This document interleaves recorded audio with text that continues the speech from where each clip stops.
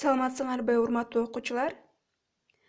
Мен Ош мамлекеттик университетинин билим лицейиндеги физика сабагынан берген мугалими Райымбек кызы Минура.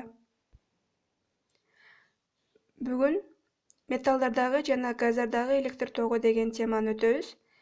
Демек, ар кандай чөйрөдөгү электр тогу боюнча окуп үйрөнөбүз. Металлдар электр тогун эң жакшы өткөрөт, анын себеби эмнеде? Металлдар катуу абалында кристалдык түзүлүшкө кристалдагы бөлүкчөлөр белгилүү тартипте жайгашып, кристалдык торчону түзүшөт. Металлдын кристалдык торчолорунун түйүндөрүндө оң иондор жайгашкан. Алардын ортосундагы бош электрондор башаламан кыймылда болушат. Бул сүрөттө көрүп турасыңар.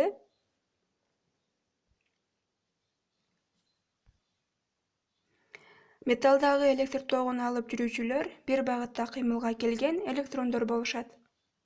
Бул боюнча тажрыйбада аныкталган. Мында чыгырыкка, мындайча айтканда катушкага оролгон зымдардын эки учу катушканын жогору жана төмөн жагына орнотулган эки дискага бириктирилген. Дискаларга жылмышып туруучу тиймектер коюлуп, алардын учтары өткөргүч аркылуу гальванометрге кошулган.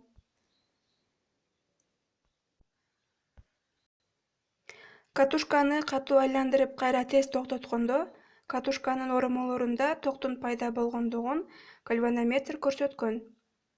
Демек, катушканы катуу айлантканда өткөргүчтүн ичиндеги бош электрондор да ошол багытта кыймылга келишет.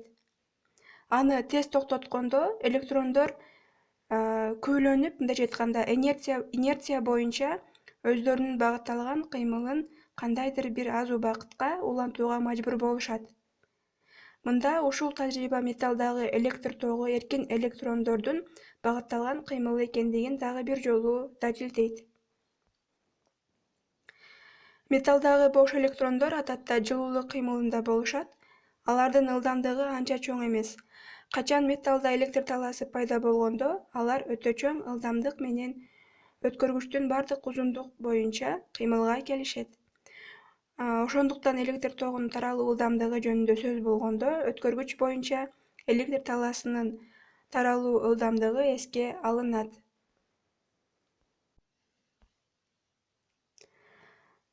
Адатта газдын молекулалары электрдик жактан бейтарап болушат. Демек, газдар электр тогун өткөзбөй, изолятор болушат. Газдын ток өткөзбөө касиети да техникада кеңири колдонулат. Мисалы, электр энергиясын аралыкка берүүчү линияларда аба эки өткөргүчтүн ортосунда изолятордук кызмат аткарат. Айрым конденсатордук обкладкалар аба менен бөлүнөт. Ал эми атайын түзүлгөн шарттарда газ электр өткөрүүчүлүк касиетине ээ болот. Аны түшүндүрүш үчүн төмөнкү тажрыйбага кайрылалы. Мында К жана А металл пластинкалары. Адатта булар конденсатордун аба менен бөлүнгөн эки обкладкасын элестетет. Бул эки пластинканы электроддор деп аташат. К катод, А анод. Катод ток булагын терс уюлуна, ал эми анод оң уюлуна туташтырылат. Ушундай шартта чынжырды туюктасак, гальванометр эч кандай токту көрсөтпөйт. Демек, аба электр тогун өткөрбөйт. Эгер эки пластинканын ортосундагы абаны күйгөн ширеңкенин же спиртовканын жардамы менен ысытсак, бир аз убакыттан кийин гальванометрдин жебеси кыйшайып, чынжырда токтун пайда болгонун көрсөтөт. Ток кантип пайда болду жана газдарда токту алып жүрүүчүлөр кайсылар?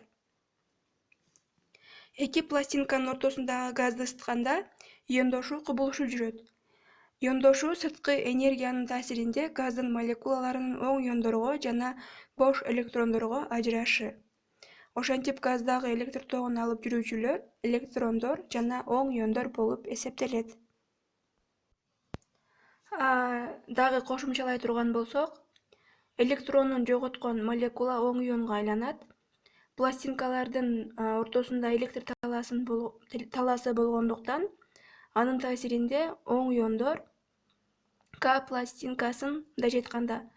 Катод пластинкасын карай, ал эми электрондор анод пластинкасына карай багытталган кыймылга келишет. Анткени катод пластинкасын терс, ал эми анод пластинкасы оң заряд менен зарядталган.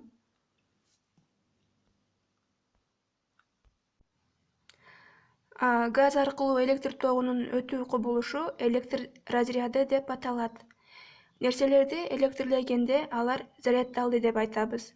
Ал эми электр талаасынын таасиринде зарядталган нерселер зарядын жоготкондо аларды разряддалды деп айтабыз. Демек, разряддалды деген сөз нерсе зарядын жоготту дегенди билдирет. Демек, муну менен сабагыбыз аяктады. Көңүл бурганыңар үчүн силерге чоң рахмат. Бул тапшырма боюнча суроолорго жооп жазуу. Саламатта калгыла.